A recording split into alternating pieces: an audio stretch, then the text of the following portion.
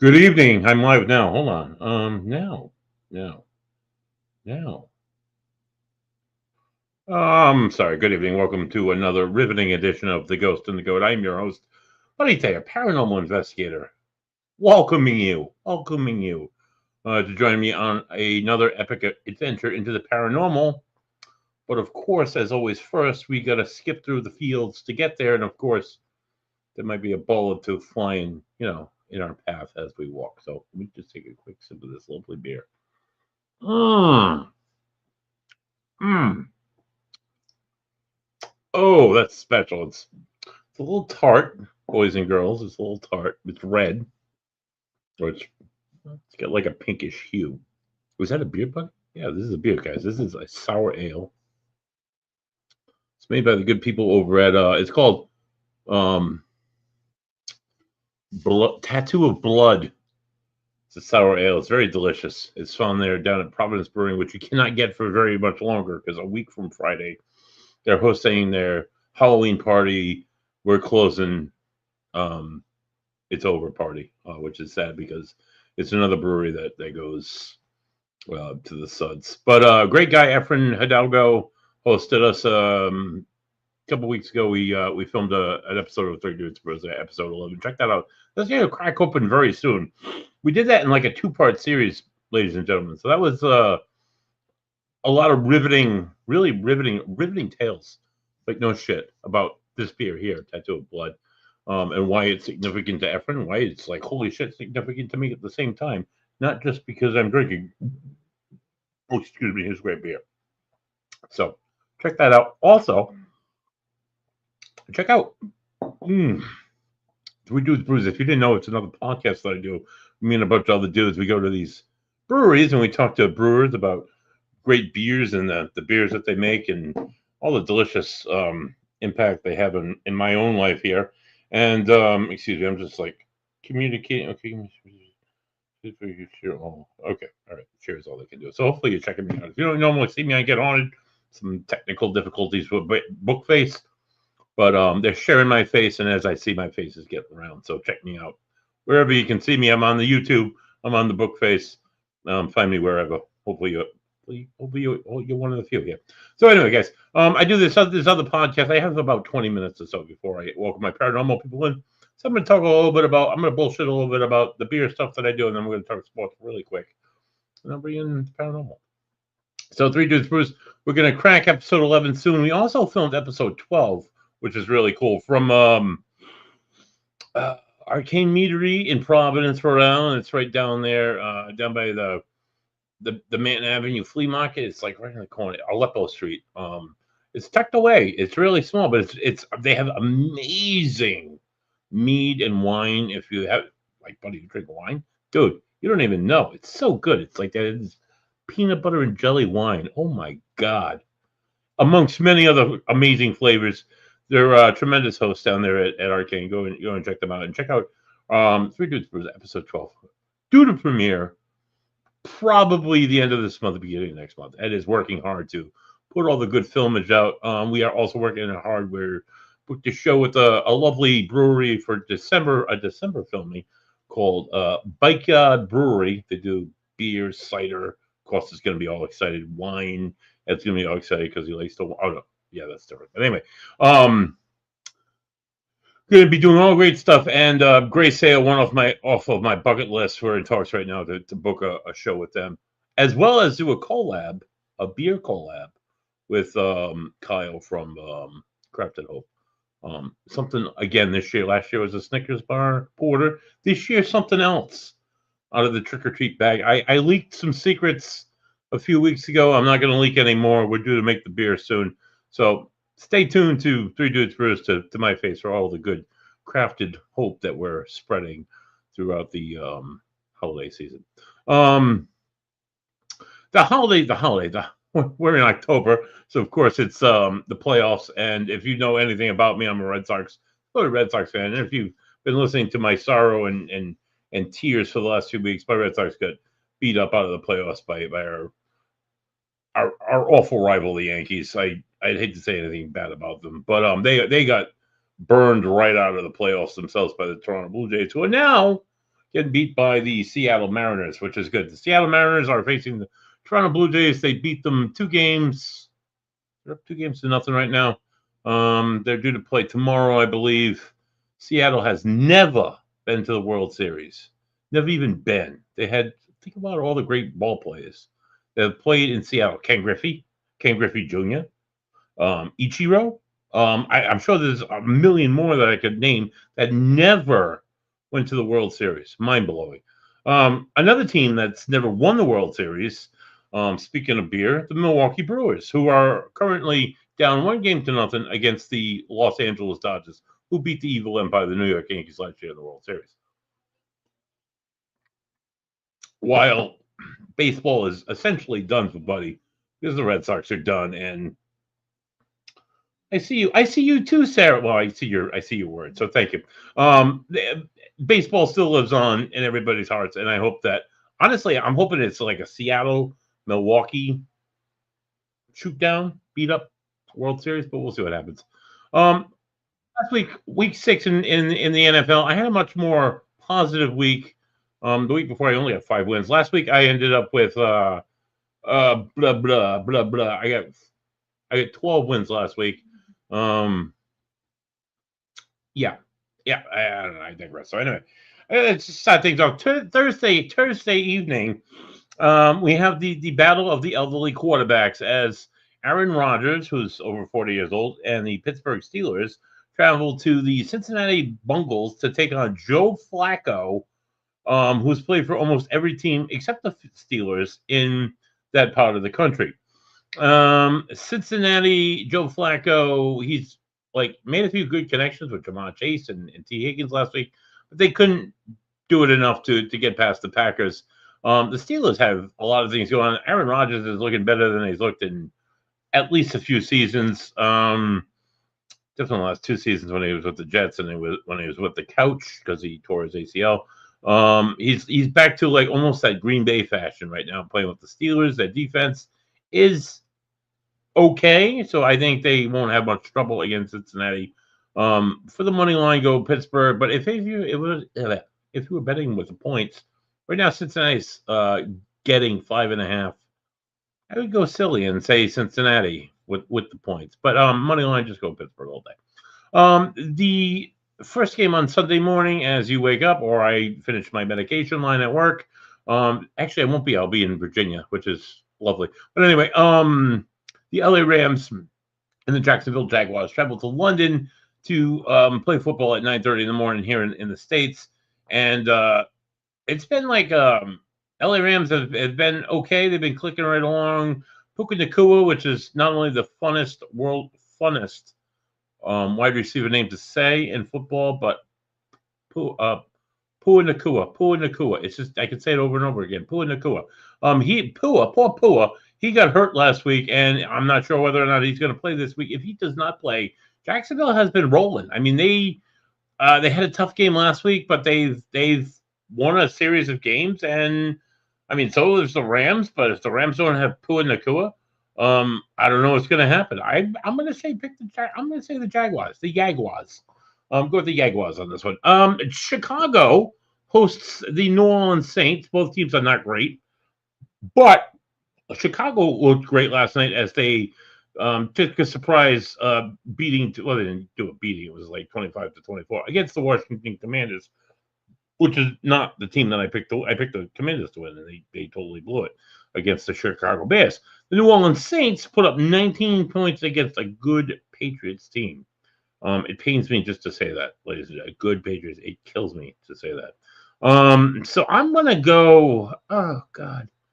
And it's at home. I'm going to go Chicago. Another team that's like, my abysmal Miami Dolphins. Right? Let me just stop this. Tua was crying at the podium to the press, the captain of the team, saying like, these guys don't come out for meetings. They don't do football stuff. Nobody cares. Leadership sucks. Dude, when Mike McDaniels Mike McDaniels is probably on his way out, right? But when Mike McDaniels took over as head coach for the Dolphins, Tua had played 3 years for the Dolphins, and I thought he was trash. Like, get rid of this guy. We tanked for a whole season to draft this guy, and he sucks. He throws so many interceptions. He sucks. And then Mike McDaniel came along and did all in his ear, and like his confidence grew, and he started throwing games and winning games, and not like throwing massive interceptions. And now this year, he had a beef with Tyreek, and now Tyreek is gone. I don't think it's any like funny coincidence. It's just a coincidence. But now he's like calling for McDaniels to get fired. Dude, you were trash before McDaniels got here, and you've been trash. Oh yeah, we haven't won because you've thrown into at least an interception in almost every single game, with the exception of two. He didn't throw one against the Jets, who is their only victory, and he didn't throw one against the Bills, who they lost to. But in every other game, he's thrown at least two interceptions, three this past week against the Chargers. They have their running game. They have a great running back, but they have no run blockage on their offensive line. A-Chain can't. Yeah, I mean, had a big tail last week, but that doesn't happen every week. And he's just throwing to Waller and Waddle, and everybody's picking up on that and picking off Tua, because Tua, everybody's on to Tua. Like, if you can like make Tua hold on to the ball for an extra couple of seconds, he gets nervous, shits his pants, and throws an interception. And that's what I foresee happening in Cleveland. They don't travel well, Miami. It's a whole fiery dumpster, massive shit fest in Miami. Everybody's going to get fired. Everybody's going to get fired. The GM down to the kicker. Everybody. They travel to Cleveland, who sucks, but they don't suck as much as the Dolphins. I would pick Cleveland all day. Don't pick the Dolphins to do anything but lose. And self-destruct. A team that unfortunately hasn't self-destructed and has bounced back after having several losing seasons. The New England Patriots, the thorn in my cheek, traveled to the Tennessee Titans, which is sure to be a good game for them because Tennessee is absolutely abysmally terrible, like my Dolphins, and Mike Vrabel, the new coach of the New England Patriots, was fired by the Tennessee Titans. So expect the Patriots to really run the shit out of the scoreboard and run all over Tennessee in Tennessee. The next game is the Las Vegas Raiders, who put the beating down on the Tennessee Titans. Will not be putting the beating down on anybody this week as they travel to a revitalized Kansas City Chiefs team. Last week I said the Chiefs were shit. They were out, but they got the Rice. The key came back. Kansas City looked great again. They beat the shit out of the Detroit Lions. Did not see that happen. That was one of my losses last week. And, of course, they are back up to form. So pick the Kansas City Chiefs. A team that's not up to form is the Philadelphia Eagles. Their defense has fallen apart in the last 2 weeks. People are on to the tush push. People have stopped the tush push. If there's anybody that's going to stop the tush push and the Philly offense, it's Brian Flores and the Minnesota defense. Expect the Big Purple to put the smack down on Philly this week, and the Vikings are going to take that one. The Carolina Panthers, a team that I have said is shit, and I don't know. I still think they're shit. They beat the Dallas Cowboys last week, which was another team. I was like, I could have sworn that would have been the Cowboys, but it was the Panthers. Came through. Sure enough, the Cowboys proved once again that they suck. And but the Carolina Panthers this week, they're traveling to New Jersey to take on the Jets, who are winless. So a 3-3 Panthers at the New Jersey Jets. I see the Panthers going on to 4-3 in the NFC South, and the Jets continue to suck. Another team another New Jersey team. They don't suck as much anymore, but they still suck a little bit. The New Jersey Giants traveled to Denver. New Jersey had a really good win last week against who cares? The Giants. They traveled to Denver, who has everything clicking on offense and defense. They're playing in a mile-high stadium. Jackson Dart will just get dizzy, and Scadaboo will rip his shirt off and not know what to do. Expect Denver. Take Denver all day, guys. Another team you can take all day. The Indianapolis Colts are like legit. Daniel Jones is so much better that he left the Giants. I think it's just because it's the Giants. It's weird. The Colts were, and now they are, and then the Chargers were, and now they're not. So it's gonna be. I think that's gonna be a drag down knockout. But I think expect the Colts to do what the Dolphins didn't do last week and beat the Chargers. The Washington Commanders, who took one off the chin from the Bears last night. The Bears have the fortunateness. I don't even know if that's a word. They're traveling to Dallas this week, who sucks, and they're just going to beat up on Jerry Jones's ego and the Dallas Cowboys. Take the Washington Commanders, and expect Jalen Daniels to bounce back. Big one in this NFC East rivalry game. The Green Bay Packers um, take the cheese on the road. They go down to Arizona. Kyler Murray's garbage. He's done. He can't throw the ball at all. They have no running game. They have some really good wide receivers, but they're not going to do anything. Yeah, we go Green Bay all day. Atlanta at San Francisco. Atlanta had a huge win against the Bills the other night. San Francisco is led by Alex Smith. Not Alex. Not Alex. Alex Smith. Jesus Christ. No, he's led by Mac Jones, a former toilet flush of the New England Patriots. He's had a little bit of luck just because he has like a really good running back, to help him out there in the backfield. I think Atlanta goes to San Francisco and squishes the fruit and the nuts, and they beat the San Francisco 49ers at home. The Monday night game, there's two of them. Were featured with a doubleheader this week again.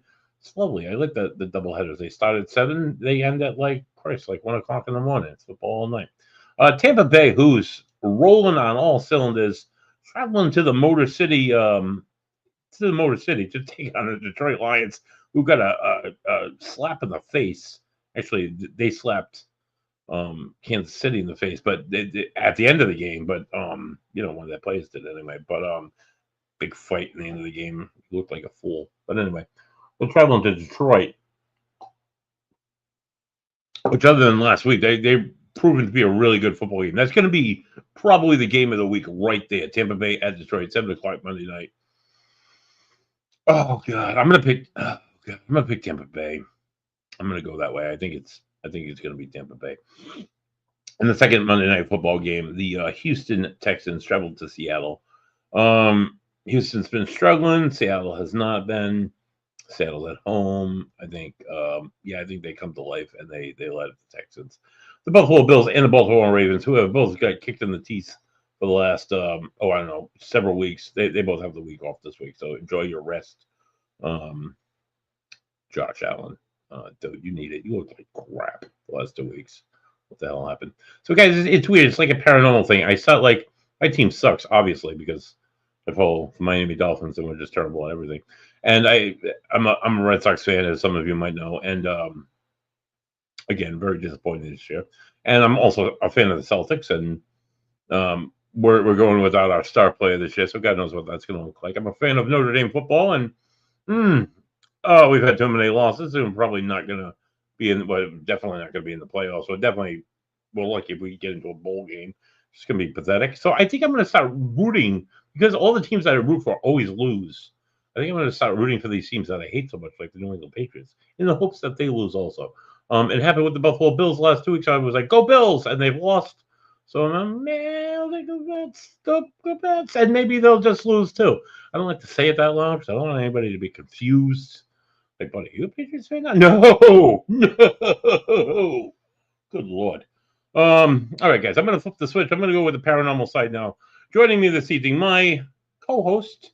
She's a paranormal, a survivor. She's a paranormal investigator herself. She's a Hollywood producer. Please welcome to the show, Jai. Hey, how you doing this week, dear? Hello, I'm doing great. How are you, buddy? I'm pretty good. I got today. I finished up work today. I came home. I did some stuff with the dog. I cracked a beer. I'm enjoying the beer. I got to work all day tomorrow, 7 Oh a.m. man. p.m.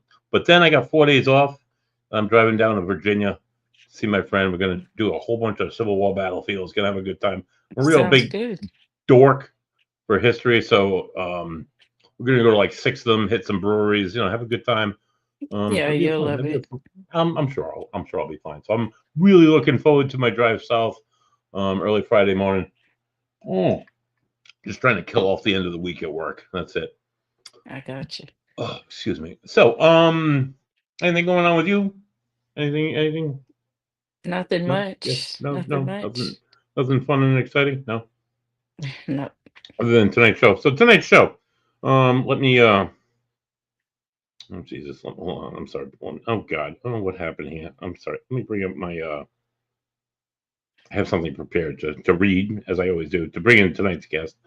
Um, my finger seals on the. All right, hold on. Here we go. Tonight's guest. Okay, joining us this evening. I've been asking for this for about 6, 7 months now. I'm like, I've had no Bigfoot people on, and the Bigfoot people I've had on, they talk about bent sticks. I get nobody that like has like actual scene. Tonight might be different. Tonight's guest joining us live this evening, he's a cryptid and paranormal investigator. He grew up in western North Carolina. He spent his childhood hiking, camping, and studying nature.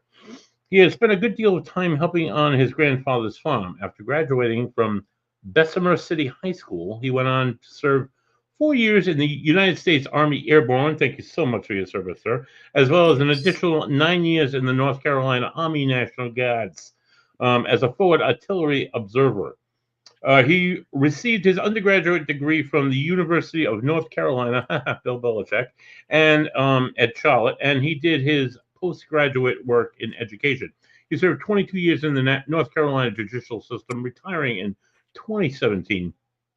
Married to his lovely wife Nancy, for 30 years, they settled in the South Mountains area of North Carolina. They have 3 children and 5 grandchildren.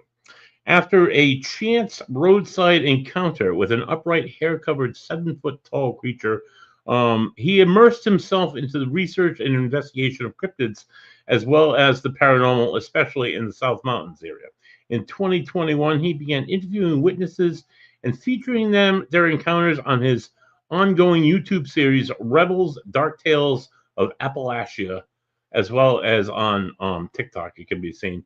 He's a member of the North Carolina Investigates, NCI, and also Sasquatch Recon. Has appeared on as a guest on a bevy of podcast documentary series and Channel 12 TV network. Please welcome to the show, Jerry Millwood Jr. Hey, Jerry, how you doing? Hey, it's good to meet you. Good to meet you both. How you Good to meet you, doing? sir. Good to meet you. Whereabouts in North Carolina are you coming to us from? It's in the foothills of Western North Carolina, the foothills of the Oh, Appalachian Mountains, and okay. South Mountains is a mountain range. It's about 100,000 acres. It's both a state park and a game preserve, and then a lot of wilderness around it. Outside of Nice. the largest city nearest is Morganton, North Carolina. Morganton. Okay, Okay. I get family around like Charlotte, Okay. like Mount Charlotte. Holly, and Okay. and just over the border in South Carolina. So I'm somewhat familiar with North Used to Carolina. live in Mount Holly. After I come out of the Army, Oh, unfortunately, didn't get to move right back to the country. We lived in Mount Holly for a long time. oh yeah, no shit, huh? My my in-laws Crazy. after the construction boom fell in the toilet here in Rhode Island because we're such a small state. They moved down there back in the '90s, and I think he just retired, but he's been building houses. He built his house in Mount Holly a couple of years ago. Um, Beautiful. I love North Carolina. I mean, it's really hot compared to here in New England. We have seasons. You guys have mostly summer, but I love the that kind of weather. You know, so yeah, it's really nice. I just have an aunt that just moved to South Carolina. She just moved outside of Charleston, and it's like flip flop weather, like 10 months out of the year. It's beautiful. Yeah, it's Good nice. Lord, it's finally cooling off here, though. We've been getting down in the low 40s at night here in here in the foothills and mountains. Yep. Those poor guys down in flatlands, though, they're still getting The Oh, I heat. those. bet. So, Jerry, how long have you been investigating? Bigfoot has been your longest, your most cryptid, or did you do paranormal investigating before that? What's your story? How long have you been doing this for? It goes all the way back to when I was a little boy. Oh I'm wow, I'm okay. 58 now. I'll be 59 this coming year. And my grandfather took me when I was it was in the mid 70s, and to see the movie Legend of Boggy Creek. Have y'all seen that movie? I I think haven't. so. Yeah, yeah. Okay, if you haven't seen the movie Legend of Boggy Creek, that's the grandfather of all Bigfoot movies. So, Hmm. Okay. like so many other people in my age range, we were really taken in by that. So it was a subject of entertainment, and For I did sure. some reading about it. I watched the movies, but it wasn't until I moved here and I began to find things in the woods that I couldn't explain, tree breaks and where trees this big around had been broken over or twisted and broken over. And then I came across footprints in the deep wilderness. And so I began to transition from it being an entertainment thing to being a topic where I started having questions. And finally, in August, late August of 2017, my wife and I turned onto our dead end road. And as we turned onto the road to the left, there was a cornfield. And being August, the corn was fully mature. It was full height. Mm-hmm.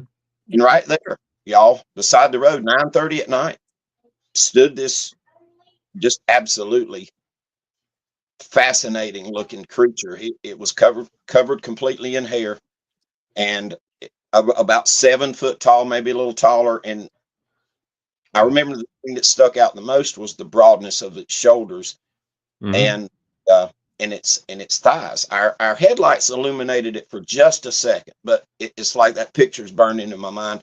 I stopped the car, it registered, and my wife was watching it, and she said, "Hurry, Jerry, it's moving." And I wanted to back the car up and shine the lights on the cornfield. And when I finally got positioned, it was in the corn. It had gone into the corn, but you could see its head above the corn. And so we watched it for another 30 seconds. And that's the day that I became a full-fledged investigator. Now, I've had paranormal experiences in life. I've always had a very big interest in the paranormal. But Bigfoot, cryptids in general, that's my thing. Some of the guys on the inside team have a very deep background in ghost hunting and other paranormal things. And here in the South Mountains, we have it's one of those places where it just seems almost otherworldly. We have so many strange things that happen here: ghost stories, the Bigfoot stuff, dogmen stories, strange lights in the sky. I've had several witnesses come forward in the last 4 years when they had encounters with witches. And I'll investigate. What do you mean by what do you mean by witches? Like, because we have witches up here. It's it's like a religion up here. So I mean, is it like something spiritual or what? Well, what do you mean by witches? No, witchcraft's like everything else, from what I understand. There's a dark side to it, and then and then a more a light side, what they call white witchcraft. And the two stories that were shared with me were they were more or less attacked by the dark side. Oh, okay. A lady contacted me. She saw a show of mine on TikTok about black-eyed kids. If y'all have heard that, and it just resonated with her. Yeah. And she reached out to me. She said, "I want to tell you my story." And I said, "Well, I prefer to talk on the phone or meet my witnesses face to face." And we emailed back and forth for a little bit. She sent me the video. She had it on video from her Ring doorbell. Wow. She sent me video. She sent me still shots. I asked, was it okay to share it? And I shared it. We have a witch on the NCI team. And basically what happened, somebody sent this, what's called a wood witch or a wood hag, to this lady's that night. The witch tried to gain entry into her home. And my witness said she just had a horrible feeling about it. And she told her, and when she told her no, this person or this entity just started going absolutely berserk, screaming and flailing, and all of this was on video. Wow. And she said after that night that her life fell apart. So what the people, the paranormal people and our witch on the NCI team said most likely somebody hired her to go out there to put a curse on this lady. And whether a person believes in curses or not, I believe my witness when she says the next day my life fell apart. And then later she discovered pretty much that it was her husband, ex-husband. Oh boy. That hired this entity, this witch. Mhm. You know, and I don't be disrespectful to anybody, but she sure did seem to be working for the bad side. Yeah, that's weird. Guy, what are your thoughts on curses on hexes? Do you think? What are your thoughts? What do you think? Um, I believe they're real. Excuse me. Yeah. I believe they are real. I believe anything that somebody has enough that puts enough intent into can cause a harm. Yep. But so I mean, I'm not afraid of them, but they are real. For sure. I worked with in the past with some Haitian folks up here in New England, and they have sworn by curses and hexes, and the voodoo doll is a very real thing in their culture. So being honestly, being a Sox fan, we had that awful curse hanging above our heads for so many years. I don't think they were cursed because they sold Babe Ruth. They were just cursed because everyone sold their whole team off. But I mean, oh my God, it was just like the power of it's the power of intention or the power of thought or the mind's connection to the universe. I don't know what it is, but man, we could not win a freaking World Series for 86 years, and that was like three generations of me, you know. But it's definitely a thing. What else you got going on down there in North Carolina, Jerry? We are investigating several different areas here in North Carolina. We have active ongoing investigations. We have a Nice. spot here in the South Mountains. Mm-hmm. We're working on the owners of the property back about 7 weeks ago contacted me. They leave food out for the wildlife, the deer, the raccoons, possums, skunks, birds, everything. Yep. And generally speaking, they have to refill all the feeders every day. But the wildlife stopped coming in. Mm-hmm. And I do know that I actually happen to have, I already knew these folks.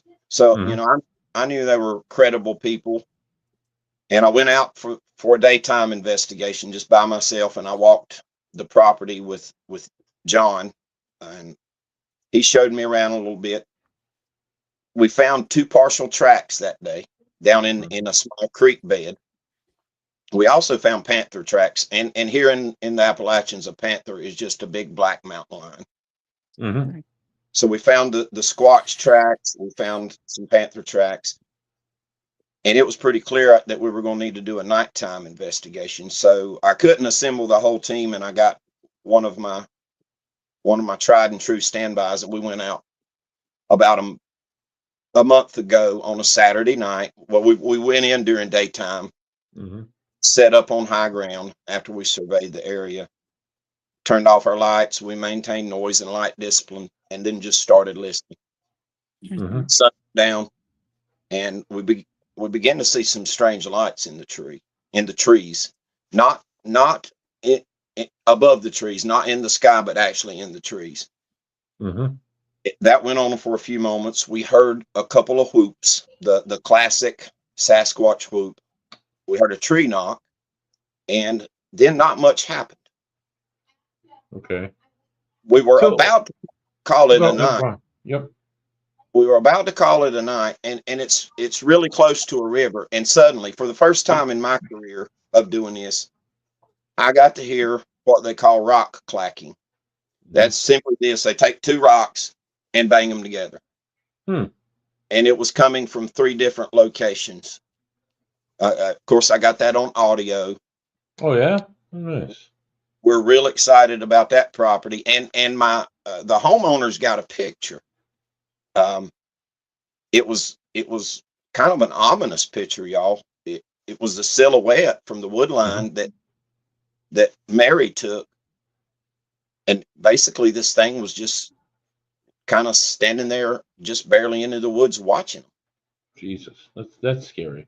Well, let me ask something. I often hear stories. People tell me, I don't know if I've heard the right now, but I've heard the banging on the trees, the knocking on the trees, and the hooting is big, and then like the bending of the sticks and stuff. Is that like different forms of communication? Why did they do that? Are they trying to talk to you? Are they trying to make communication? Are they trying to? Is it animalistic? What are your thoughts, Jerry? I think that there's some of the things where they're communicating with each other over distance, like the wood knocks, probably the rock clacking, the whoops. I believe mostly are where they're just identifying where they're telling each other where they're at with the whoop. But there are some noises that they make that is meant to be, aggressive. They're letting you know that they're not too close. Yep. The growls. There's a particular noise, and I've had the occasion to hear it 8 or 10 times now. But it's like a growl. It's kind of hard to describe. It's a loud growl. It takes a lot of lungs to do it, followed by they exhale air. Almost like you take a giant inner tube, like you would go down the river on, and then suddenly put it under pressure, blow it up, put it under pressure, and cut it, but it goes, and it's definitely a thing where they're saying, we don't want you here. And then there's the gibberish. I have never personally heard the gibberish, but some friends of mine that camped here, right on our property one night, their kids settled in the creek bottom of that night. They were awakened by this gibberish language. I've heard recordings of it, but I've never heard it with my own ears. Is it like not like almost not intelligible, but is it intelligible? Is it like, yeah, does it sound like human language, or what does it sound like? It sounds like a language, but it doesn't sound like human language. It's usually in a deep, gravelly voice. Okay. And if you will listen to what's called the Sierra sounds or the Sierra Nevada tapes, these were some recordings made back in the 1970s by a fellow named Ron Moorhead, and you can pull it up on YouTube. It's all over the internet, but that'll give you and the listening audience a chance to hear some of the gibberish. It's very good recordings. It's been authenticated by a former Navy cryptologist and linguist. Wow. But my friends heard that. They packed up in the dark and left those woods. Why now? All right, so that's the thing. Why run if I'm sitting in like a haunted house? I'm a ghost guy, and I hear a voice or I see a spirit. I'm gonna go investigate that further. I'm gonna go look into it further. Why run? Why pack up and leave if that's what they're looking for? I know I sound like somebody else I know, but why do that? Well, their reason for being out there, it was totally recreational. They live about an hour away from me. They don't live near the wilderness, and they had asked me if I could camp. Now, they were aware of the reputation of the things that go on in the South Mountains area, so I didn't just send them down there to camp and not warn them. All right, no, that's fair. And I would have never thought that they would have heard the gibberish sound down here. I've never heard it. I've interviewed dozens and dozens of witnesses from this area. They're the first ones that heard the gibberish language.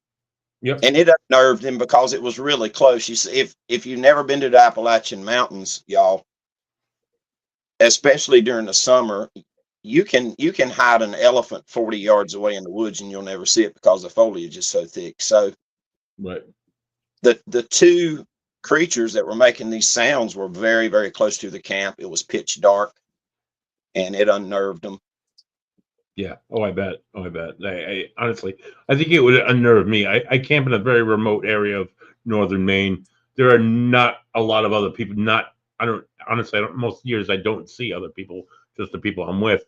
And if I experienced anything like that, I think I would probably shit my pants and at least go out on a boat and go out in the middle of the lake. I don't know. Does sound a little intimidating. Go ahead, Jai. You got something? Have you ever heard of anyone finding remains of a Bigfoot? And if not, then Really? do they live so long that they outlive us, or what's going on? Prior to becoming deep in, becoming involved and making so many contacts in the world of cryptid investigators, I had read of people finding remains in history in the United States. There's a good book called The Historical Bigfoot, and there's a couple accounts of remains being found.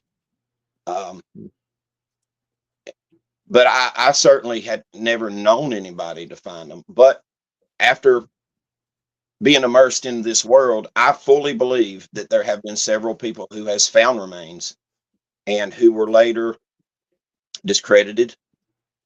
For example, there was 2 men in Georgia that found what they reported to be a dead Bigfoot, and they went public with it.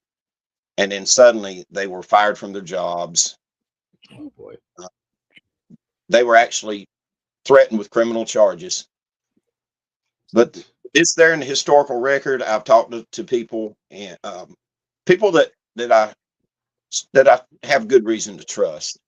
Mhm. If I found remains, I would never go public with it. Right. Hmm. Sorry, my voice is going out tonight. Yeah, I kind of feel you there for a minute. As a ghost guy, I don't publicize everything, all of my findings, because there's like a lot of scrutiny, and I mean that's not the only reason I don't do it. But I mean, you're gonna face a lot of scrutiny from everywhere, and like when I first got into investigating, I remember people like were terrified. Don't like tell anybody why you're here. Don't like advertise my. No, I wouldn't talk. It's confidential. No, I'm not gonna tell anybody. Like people are so paranoid that other people will find out that they think they have a ghost in their house, so they're automatically mentally ill or there's something wrong with them. And that's honestly that's not the case, because I find myself to be completely rational, yet I've had various experiences myself. So, but yeah, unfortunately, the paranormal, people don't always believe you, and it's scary sometimes to come out and say that I've actually had an experience. I've said this on the show. I want somebody to come on who's had an experience, who's had a sighting. You're the first guest, Jerry, that I've had on. Well, I've known of other people like this. Some guy up in Maine, there was a book written. There was a mass sighting. A bunch of people in the town saw it in daylight. I have another guy that I used to know in New Hampshire that told me he saw 2 of them. I wasn't sure if he was telling the truth or not, but yeah, there's not a ton of people out there that say, "Hey, I saw Bigfoot. I had this experience." So it's really cool to finally meet you, dude. Yeah, and I appreciate that. And I've actually seen 2 of them. Oh wow! Okay. August 2017, and then in December 2019, So a what family happened? Oh, a family member of mine was here over the Christmas holidays. My daughter was here, and there was a hound dog that we had at the time that was outside. And y'all, your dogs. mm-hmm. Right. And I this dog outside, and he was very upset about something, which generally speaking might tell me that maybe a skunk was outside, or maybe even a bear. So I grabbed my light, and by the time I got outside, the dog was down pacing the eastern end of my pasture. I have about two acres cut and fenced off. And when I saw the dog looking into the pasture, pacing back and forth, and he was to the point that he had the foam around his mouth. He was barking so much. I came back in. Mm-hmm. I got a bigger spotlight. I got my family member, and we went outside. And I instructed my family member to just take his phone and to start snapping pictures. As I moved the spotlight, and he started snapping pictures. And I certainly didn't expect this. But there inside my pasture at the bottom of the hill stood one next to a red oak tree. And he got a picture. Wow. One picture. As that's how quick it was. And Mm-hmm. I saw it move, and they move incredibly quick. Mm-hmm. Mm-hmm. To have got a picture that second time, that's very rare. Mm. To be able to Yeah. get I've seen a bunch of great game camera pictures, but to have a picture that somebody that was standing beside of me took. And then this That past moment, spring, yeah, for sure. I didn't see at the time, I didn't see the creature, but it was a similar type of situation that my livestock, my alpacas and goats, were gathered up next to the fence. They were clearly afraid. The alpacas, which are guard animals by nature, were on the alert. So I was by myself. My wife was in bed, and I knew better than to try to get her out of bed. So I ran back in, got my spotlight, and took my phone and just started videoing. And I saw movement several times out of the corner of my eye. I would focus in and try to figure out, because, you know, at a time like that, your mind is kind of stimulus overload. Right. And I almost turned the video off, and I kept it going another few minutes. And then I thought, well, I'm going to start trying to take some still shots, maybe have the same situation I had back in December 2019. And I turned the video off. I started taking pictures, and I saw movement again. But I didn't see anything else with my own eyes that night. As far as I knew, whatever it was gone. And I almost deleted that video. And I didn't delete it. And I'm glad I didn't, because the last 15 seconds of it, a white or gray colored creature was down at the bottom of the hill, and it came out into full view. And you can tell that on the video that it's within the range of my light, but it's kind of out in the periphery, so it's not in the strongest part of the beam, but you could clearly see it. And I wasn't sure what I was looking at. I took it to the NCI team. Everybody looked it over, and then the guys in Sasquatch Recon came out, and we recreated it.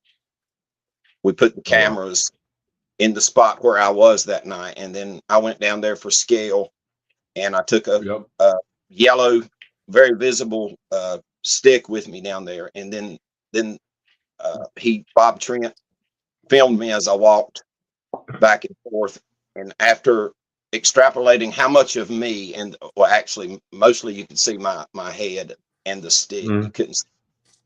We extrapolated that we was looking at something about 9 feet tall. So here's what I think. Jesus. I think that it's an older creature. I have had 2 witnesses from this area tell me that they saw a gray or white creature. And then we have a third case, very famous case, where the guy actually called the sheriff's office out, and he reported he saw a gray one. So I think that's what we had. We had a very, very tall, scrawnier than usual Sasquatch. Who either I was at the right place at the right time, or he was at the wrong place at the wrong time. But I've got that on video, and that 9 feet, dude. That's huge. That's like that is. That's way bigger. Even then, that's like big for a basketball play. That's massive. I can imagine a thing like this walking around out in the woods and like walk into this guy fishing. I'd be like, I'd be terrified. I would just question people for running away. I think I would shit my pants. I think I would definitely run away. 9 feet tall. That's incredible. Unfortunately, one of the good things about the video is over there where it was below a riding ring, and the fence posts to that riding ring are 6 foot tall. So that was immeasurably valuable in helping determine the height. The only thing we had to work out was how far was it actually below that fence. So I walked the different paths until, basically we could match up on the 2 videos, the one from that night and the ones we made that day. Fence post, that was mainly the thing that we used as our indicator, and it was clearly towering above those fence posts. Wow, that's massive, dude. That's crazy. How old do you think an animal like that would be? Is there an age that you could put behind these things, or? I don't know. And I don't think anybody really knows what kind of a lifespan.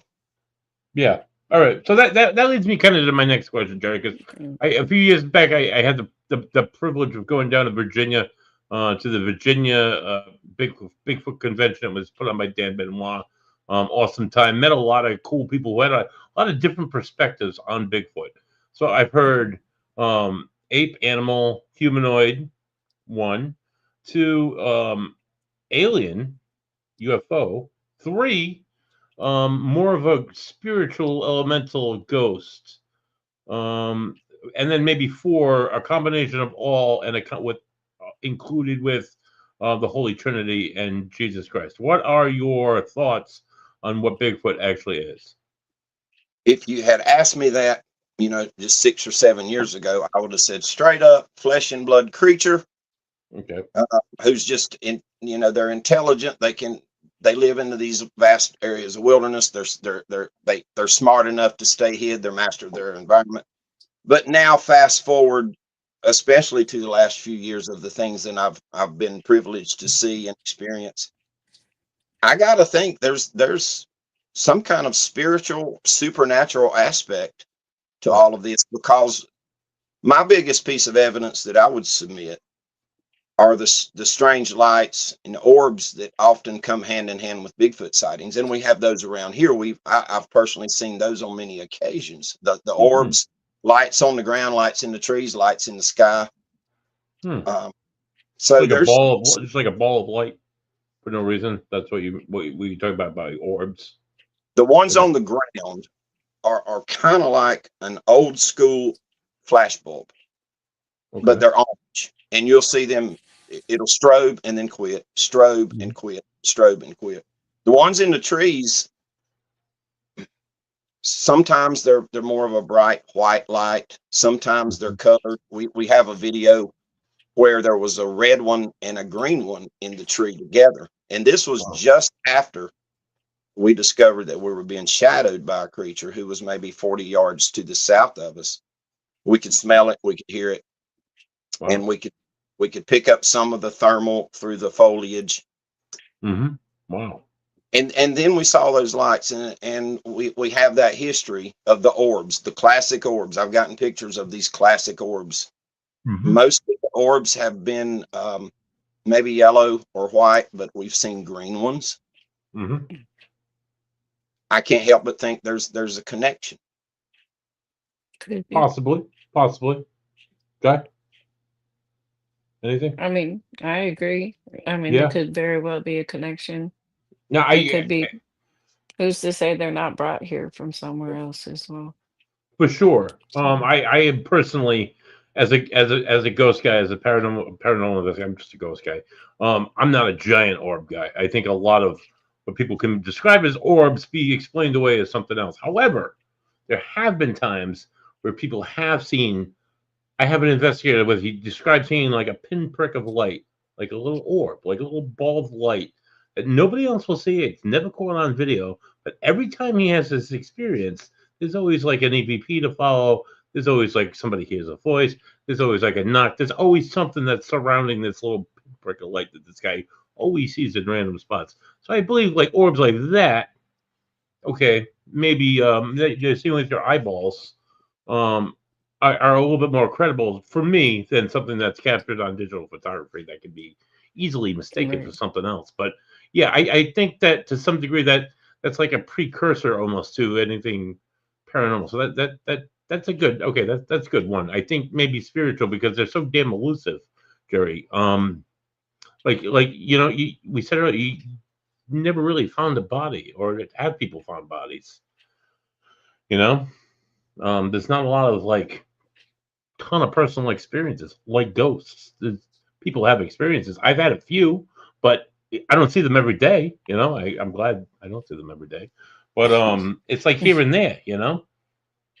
So I think I'm willing to buy the spiritual, the elemental side of the Bigfoot. Now, what about the other cryptids in North Carolina? In a Google search, I came up with 10 of them. We'll go and run through 10 of them, including Bigfoot. Right now, if you don't mind, tell me if you've experienced them. Tell me if you've heard of them, Jerry. But when you look up cryptids in North Carolina on Google, this is what comes up. The first one is the Beast of Bladenboro. Excuse me if I'm butchering these towns' names. A creature that killed livestock in the Bladenboro area in 1953-54. Initially thought to be a wildcat species, but whose identity was never confirmed. Jerry, have you heard of the Beast of Bladenboro? I have. I've had the occasion to do some research on that. Really? What can you tell us about it? About that whole? Was it I just don't. isolated to 1 year? I don't think that it was a big cat. I believe that they were actually dealing with the cryptid creature. I've had other witnesses who's come forward. I've actually seen the bodies of some livestock, deer in the woods, Mm-hmm. that were killed in such a manner that you look at them right away and you can tell. Yep. No big cat did this, because something had to be able to grab its limbs and yank the limbs off. Mm-hmm. And the beast of Bladenboro, all the evidence seems to point toward a Bigfoot or maybe even a dog man. Dog man. Okay. All right. Jai, have you ever heard of the Beast of Bladenboro before tonight? I have not. I hadn't either. I didn't think so. Okay, the next one on the list is the Wampus cat, another one that I've never heard of. A legendary feline creature from folklore, particularly prominent in the Appalachian Mountains, that is described as a fearsome beast. Jerry, thoughts? Well, the term wampus, that's a widely encompassing term. Okay. Wampus was an old school word. It could be. Have you ever heard the word booger? Not booger in your nose, but booger as in a booger in the woods. Well, here in the South, especially the Appalachians, we say booger. A booger could be a ghost. It could be a Bigfoot, but also the same thing with a wampus. A wampus could be any type of a strange creature in the woods. Very often, the panther gets called a wampus cat. Okay, all right. Because it's a big beast in the woods. It's kind of cryptic and. All right, that's fair. That's fair. Next one on the list is the it's a Cherokee term. It's the Judaculla, Judaculla, a Cherokee giant from local legends. Jerry? Yes, I have definitely heard of. I'm of Cherokee ancestry, and so my great grandfather told us a lot of stories when I was a little boy. I wished I'd have paid more attention, y'all. But what's the pronunciation on this? What's it? Judaculla. Judaculla. Okay, cool. And there's several. I mean, there's an actual true Cherokee pronunciation, but the accepted term is now Judaculla. There you have Judaculla Rock. If you've not read about that, it's very interesting. Pull that up on the internet. Yeah, I'll check it out. Awesome. There's not 100% consensus. Some think that yes, that was an actual giant human being. Others think that was one of the hair covered giants that Cherokee lore speaks of so much. Wow, that's we actually have up here the was it the Pudwudgie? It was one of the local the cryptids by the Wampanoag Indian tribe up there in southeastern Massachusetts. The Pudwudgie. It's a fun name. The next one on the list is one that I'm somewhat familiar with because I've gone fishing here, but it's called. I've never seen this, of course, but the Lake Norman monster Normie. What a interesting nickname. Have you ever ran into this Loch Ness creature in North Carolina? That's one of the ones, and I'll just go ahead and come straight out of the gate and tell you this. And whoever gets mad, if they're listening, they'll just have to get mad. But Lake Norman is a giant man-made lake. They dammed up the river. And Duke Powell made it like 30 years ago, right? It's not really that old. It's gosh, I don't know, maybe in the late 50s, early 60s, something like that. I don't exactly know right this second. But I believe it was a concocted story for purposes of tourism. Right, of course, Loch Ness monster, Lake Champlain. We have that up here in Vermont. Yeah, I'm sure everybody wants Nessie. Although Lake Norman's great for fishing, but other than that, the next one on the list, of course, is Bigfoot, also known as Nobby, with reported sightings in areas like, oh my God, UWHARRIE National Forest. Is that anywhere near you? Well, that's interesting that you brought up the term Nobby, because Nobby was a name that our creature here in the South Mountains got. Our creatures, plural, back in the late 70s when there was a reporter named Robert Williams who was covering a rash of sightings in 1978 into 1979. And the first sighting was at a place called Carpenter's Knob. Now, Carpenter's Knob is a small mountain, a very it looks like a knob. And a lady named Minnie Cook heard her dogs upset. This was during broad daylight one morning, and she walked outside and saw this large hair-covered creature harassing her dogs. And then when Mr. Williams wrote that story, he tagged it with the name Knobby because of Carpenter's Knob, and it stuck. Yeah. And now Uwharrie National Forest is about 2 hours east of here. Uwharrie is a hot spot. It's a mountain chain. Yep. Down past Charlotte, near the city of Albemarle, North Carolina. Oh, I'm familiar with Albemarle. Yeah. They don't actually, to my knowledge, they don't have a nickname for their Bigfoot, but a lot of folks across North Carolina tries to steal our term Knobby, and we're just not going to let them get away with it. That's great. That's right. Stand your ground for sure. The next one, I think I have heard a variation of. It's called the Demon Dog of Valley Crucis, Crucis. I'm probably butchering that as well. A specific local legend from the Valley Crucis area. Your thoughts, Jerry?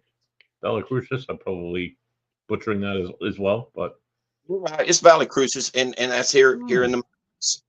And I have never had any experiences with it, but no, I read accounts, and I think that it's something that's supernatural, like a hellhound, something like that. Okay, well, it's kind of scary. Next we travel out to the coastal and the river areas.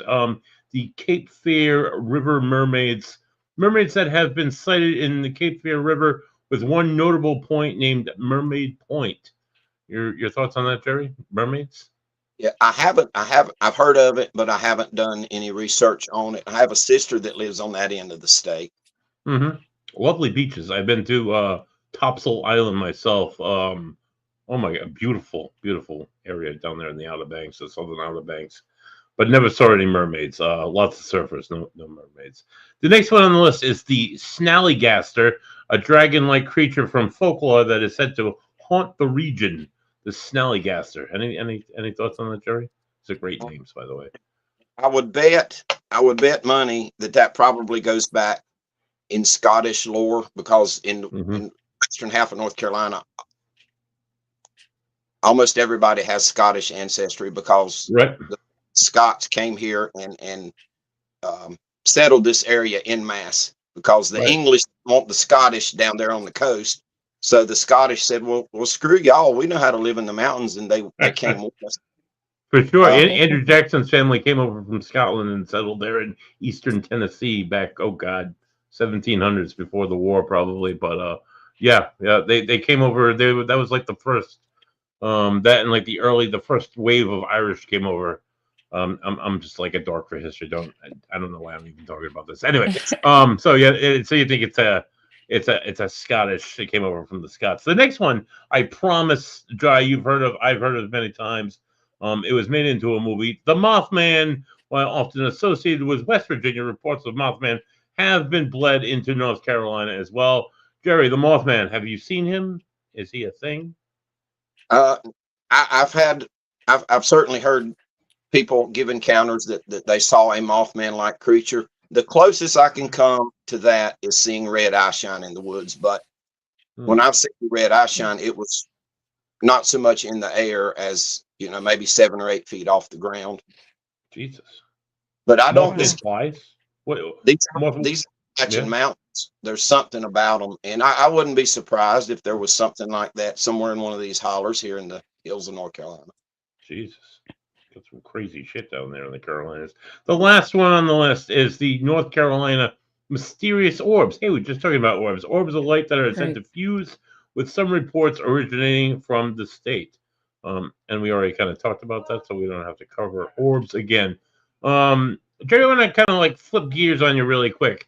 So you're a paranormal investigator as well. What ghosts, demons? What do you do down there? What do you investigate? my two experiences, my two heavy duty experiences Okay. with Yes. something paranormal. The first time occurred when I was 6 years old, Mhm. and my mother and father had built a house in a rural area at the base of a place called Pacehour Mountain. And for many times, from the time I was 6 up until I was 7, a number of nights I would wake up and I would see a dark shadow silhouette standing in the doorway of my bedroom. Mhm. It was horrifying, and I remember the details of this to this day. And I would scream. My mom would come get me and take me in the bedroom with her and daddy. And of course, they didn't want to train a child to start sleeping, in the bed with them. So they started leaving the hallway light on. That made it even worse. Yeah, then you can see him even better. I could see the silhouette even better. And then mom and dad broke up. Uh, dad and I and my brother moved out of that house. And then fast forward to 1995, and this happened one time only. I woke up in the night, and there was a dark figure standing at the foot of our bed, and I couldn't move.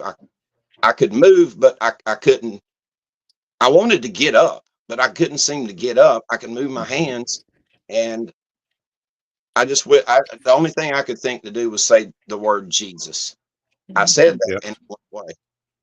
So also, I didn't put this in my bio, not because I'm ashamed of it. I just didn't think to. But I'm also a Pentecostal preacher, and I've had a number of experiences with exorcisms and seeing Really? people that I believe were truly demon possessed. So that's the kind of things that I've looked into, trying to help ascertain if somebody's dealing with a demonic possession, or if it's a mental illness situation, or it's just Yeah.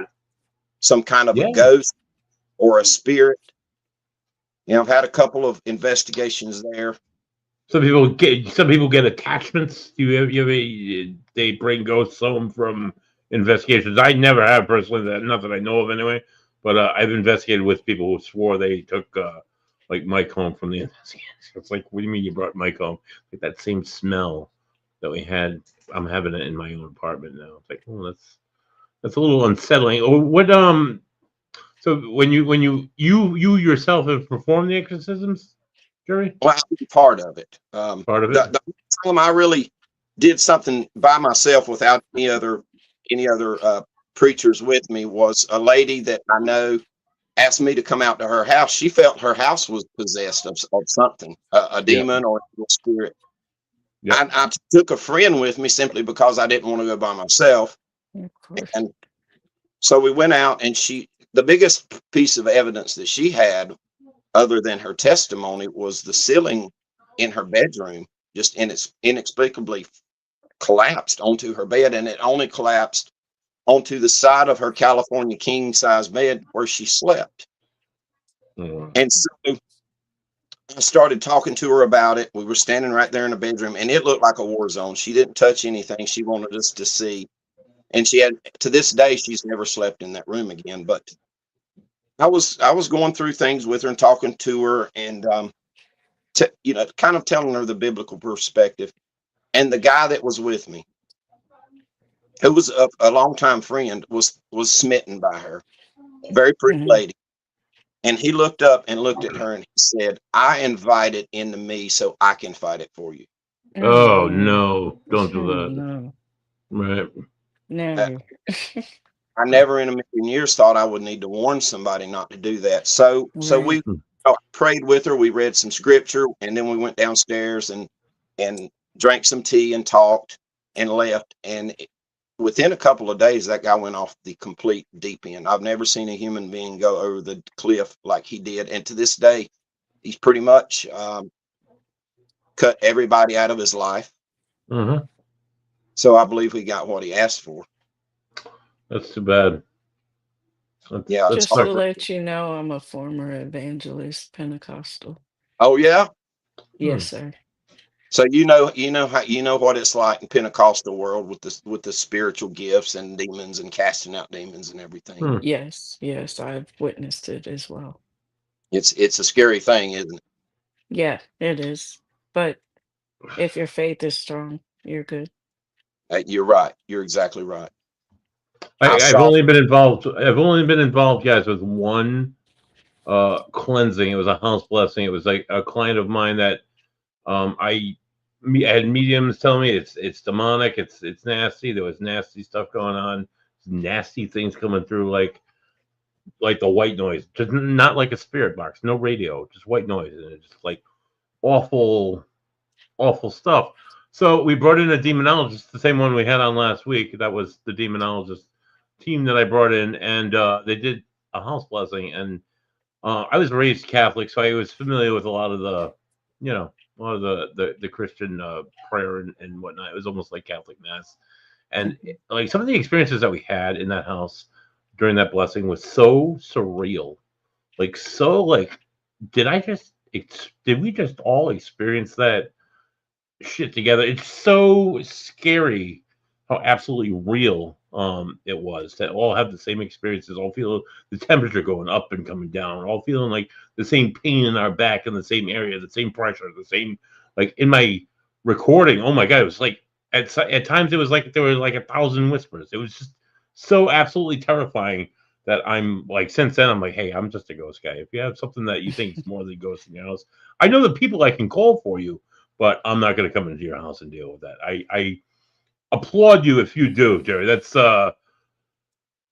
it's like next level scary. It's like shit that I can't see, or I don't know. Not that I can see ghosts either, but I mean, other than occasionally. But it's just it's scary. How do you prepare yourself to go in and do something like that? I think that it's so scary to people like us, all three of us who have seen things, but you see the manifestation of these evil beings Mm-hmm. in the behavior of a human being, Mhm. with I've seen the thrashing and the unnatural convulsive movements, and hearing the voice come out of, say, a 120-pound woman, but it sounds Right. like Hulk Hogan. And that's terrifying. Mm-hmm. Because you're seeing the direct evidence right then and there, Yeah. person has been taken over by a demon or an evil spirit. Okay. But I'm with you, sister. You as we say here in the South, you stay prayed up, meaning Right. you try to you try to go into prayer every day, Pray and and fast.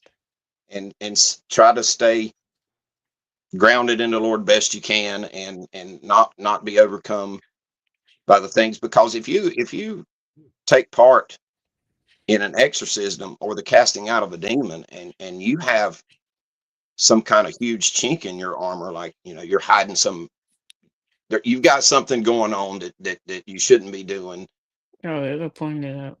that demon will know it. It'll tell you right about it It will. It in sure front of will. everybody. Mm. But I'm just a mainly, ghost I, guy. Just a I ghost just, guy. like you were saying earlier, just having faith. Mhm. Having faith that if your faith's strong, and you believe, and you're honestly trying to live the best life in the Lord that you can, I think the good Lord's got your back. Right. Okay. Now, the mental health professional in me has got to say, how do you know that it's not somebody that's mentally ill? Or how do you know, or the second one, how do you know it's not somebody who's maybe looking for attention, looking for money? Oh, I can get a TV show out of this. I can get, a movie. What are your thoughts on that, Jerry? How do you discern between the two? 12 of my 22 years with the state of North Carolina judicial system, I was a magistrate. That was the first 12 years. And a big part of the magistrate's job is to conduct involuntary commitment hearings. Oh, I'm very familiar with those. Yep. So you can learn a lot Mm-hmm.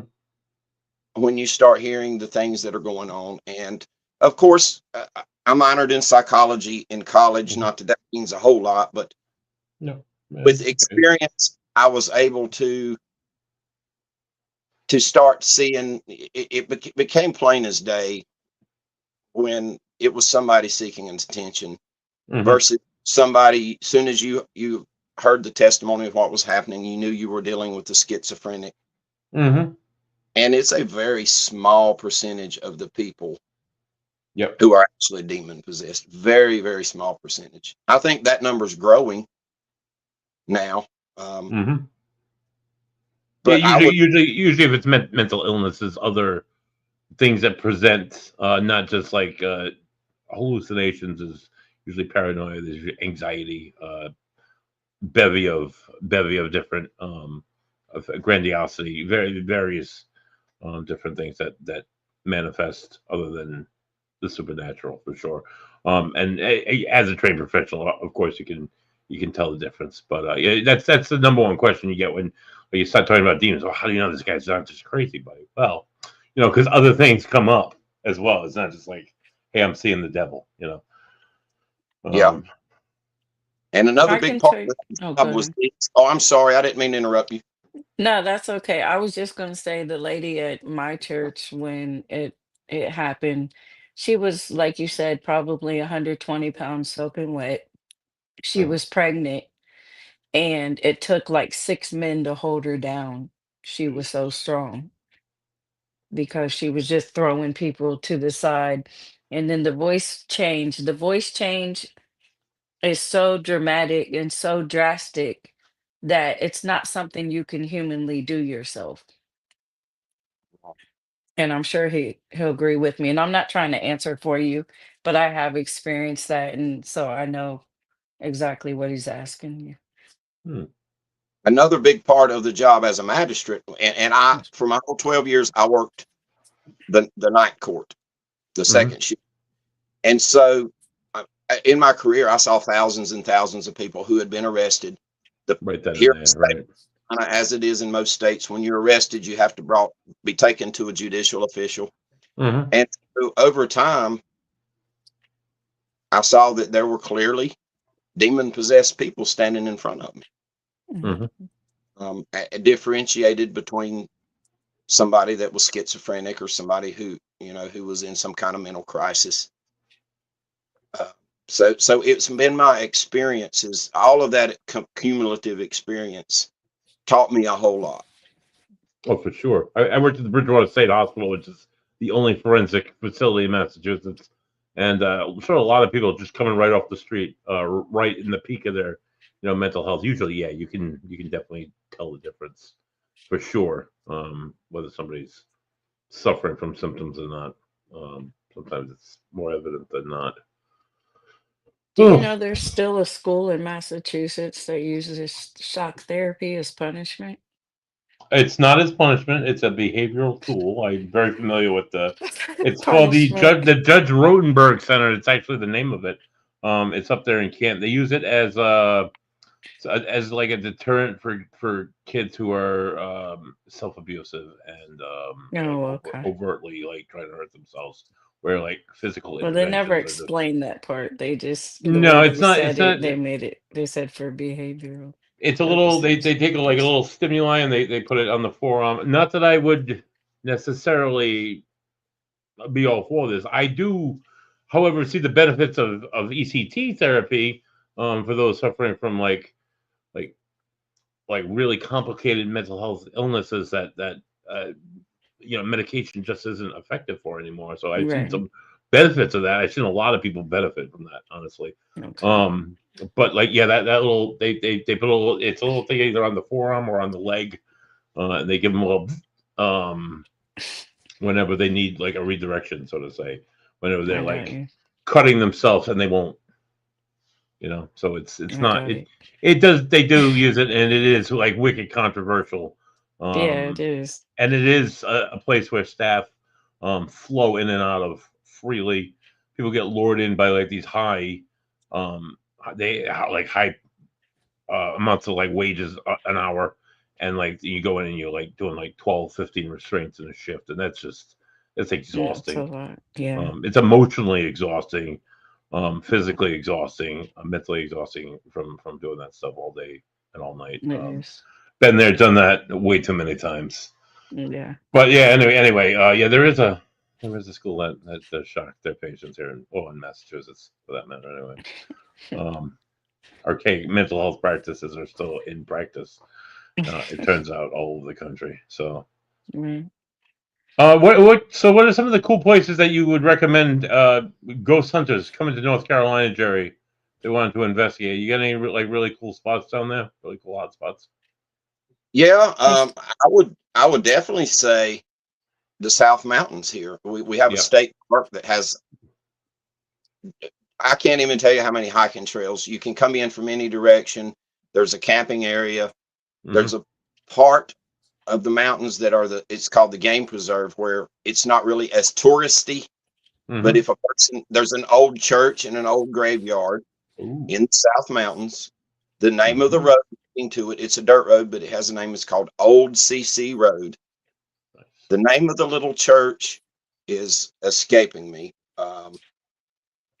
I think it's called Friendship Church.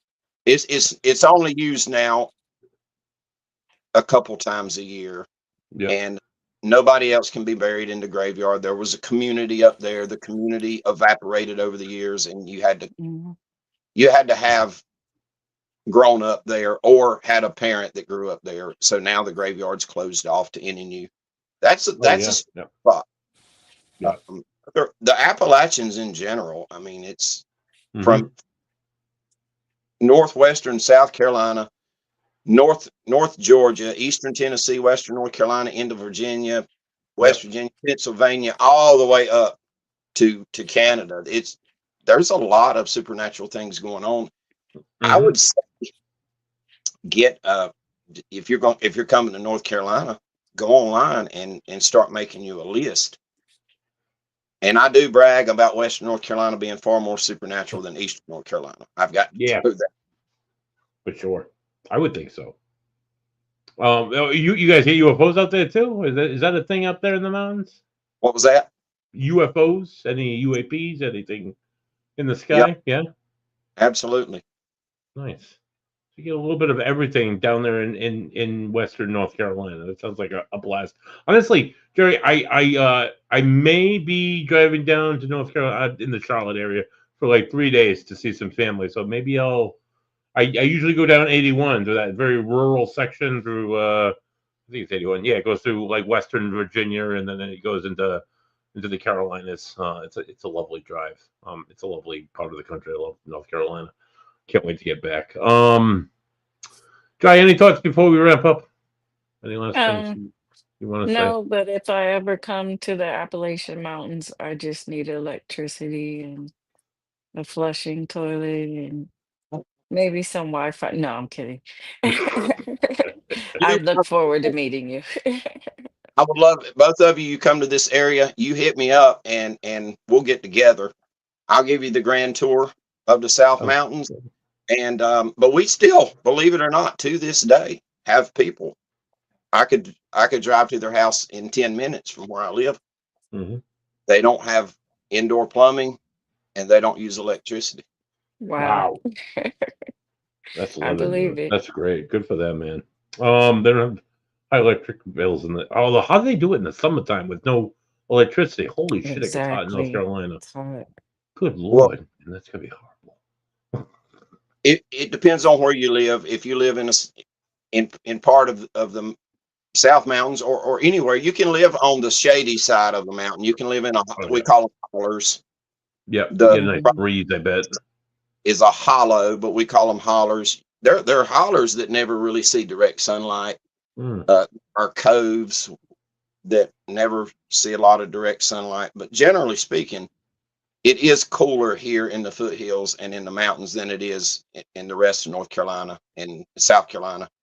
It's a Awesome. more Mhm. temperate environment. It does get hot though. Don't get me wrong. Oh But yeah. Oh my God, it's been like 100 degrees down there, like for a week straight in North Carolina. So definitely gets we didn't hot have down air there. conditioning until I was 12. Wow. Wow. Yeah. Wow. I couldn't Dude, imagine. I live in Rhode Island and I've had air conditioner as long as I can remember. Same with Wow. me. I mean, I'm a little younger than you are probably, but still, I'm a fat kid. I couldn't love the summertime as much as I do without good air conditioner in my house, in my car. Jerry, anywhere that people can catch you if they want to see any of the stuff that you do, any of your Bigfoot stuff, Sure. any of You can see me on YouTube under Rebels Dark Tales of Appalachia. And I'm gonna stop there a minute and be a little bit of a comedian. I always have to straighten folks out when they say Appalachia. What's on Appalachia? Appalachia. Appalachia. Appalachia. Okay. Appalachia. It's a Native American term, and it's pronounced Appalachia. So, Rebels Dark Tales of Appalachia. On TikTok, I'm just under J.R. Millwood. And I'm on Facebook, Jerry Millwood Jr. And I'm also a panelist twice a week on the NCI show, which is on Channel 12 TV network. That's a streaming service. It's it's on Roku and Chromecast and all those other platforms. Nice. That's cool. That's a good time. A good time also on Thursday will be Three Dudes Bros will be live as we bring on and has some guy from Instagram that has buddy, he's got like thousands and thousands of followers. I'm like, all right, bring him on, whatever. But join us as we talk about everything and nothing, and of course, beer. Next week on The Ghost and the Goat, join us as we welcome Todd Bates. Todd is the founder of EVP Explorations, and he's an EVP specialist. I am hoping that Todd is going to come on because Todd has canceled on me twice, but Todd is hoping to come on third time's a charm, and I'm hoping that Todd will bring some tremendous EVPs for us to listen to. Until then, folks, have a great week. I'm driving down to Virginia. Go ahead. One more thing. Go ahead, Jerry.